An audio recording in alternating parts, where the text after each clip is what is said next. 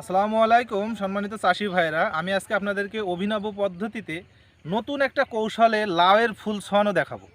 এটা কিভাবে এই ফুলটা ছোঁয়াতে হবে এবং কখন ছোঁয়াতে হবে সেটা পুরোপুরিভাবে আমার চাষি ভাই এখানে আছে, আমি তার সাথে কথা বলবো এবং আপনাদেরকে দেখাবো।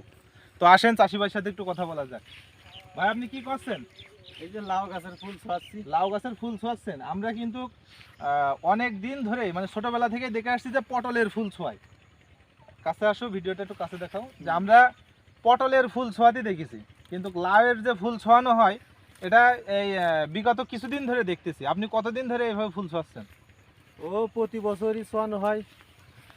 প্রতি বছরই ছোঁয়ান? আচ্ছা, এতে হলে লাউয়ের আকার কেমন হয়? লাউয়ের আকার বড় হয় এবং বেঁকা তেড়া হয় না। বেঁকা তেড়া হয় না, যার প্রমাণ এই যে এখানেই আমি দেখতে পাচ্ছি। এখানে যতগুলো লাউ আছে একদম পরিপূর্ণ পুষ্ট লাউ। এগুলো সব পরাগায়ন করা, একদম হাতের দ্বারা পরাগায়ন করা। আমাদের যে আপনারা জানেন প্রত্যেকটা লতা জাতীয় ফসলে কিন্তু পুরুষ ফুল এবং মহিলা ফুল একই গাছে হয়। যেমন এই একটা হলো, এটা হলো মহিলা ফুল, আর আমার হাতে যেটা আছে, আমার ভাইয়ের হাতে যেটা আছে, এটা হলো পুরুষ ফুল। এই পুরুষ ফুলটা এই মহিলা ফুলের সাথে পরাগায়ন করানো হবে। আপনি একটু দেখান আমার দর্শক ভাইদের। এই যে এইভাবে গুঁড়োটা লাগাই দিলে, এইভাবে এই গুঁড়োটা এখানে লাগাই দেওয়া হয়। এই হলো হয়ে গেল হাতের মাধ্যমে আমাদের নতুন পদ্ধতিতে পরাগায়ন। এই যে এখানে আরেকটা আছে ভাই, এটা একটু দেখান আমার। হ্যাঁ, আর দর্শক ভাইরা বলে রাখি, একটা দিয়ে একটার বেশি দুইটাতে আপনারা দিবেন না, কারণ একটাই লতা জাতীয় ফসলে কিন্তু প্রচুর মদ্দা ফুল পাওয়া যায়। তো সেক্ষেত্রে একটার সাথে শুধু একটাই দিবেন।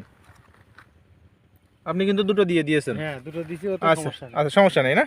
আচ্ছা, তো দেখেন, আমি আপনাদেরকে একটু দেখানোর চেষ্টা করতেছি এই পরাগায়ন করানোর কারণে কত সুন্দরভাবে লাউ হয়েছে এবং লাউগুলো দেখার মতো। দেখেন প্রত্যেকটা লাউ, এখানে লাউয়ের কোনো বেঁকা লাউ আছে বলে আমার মনে হচ্ছে না। এই দেখেন, টালের উপরে লাউ থাকলে সচরাচর সেগুলো কিন্তু বেঁকা হয়ে যায়, কিন্তু এই লাউটা দেখেন টালের উপরে ঝুলে আছে কিন্তু বেঁকা না।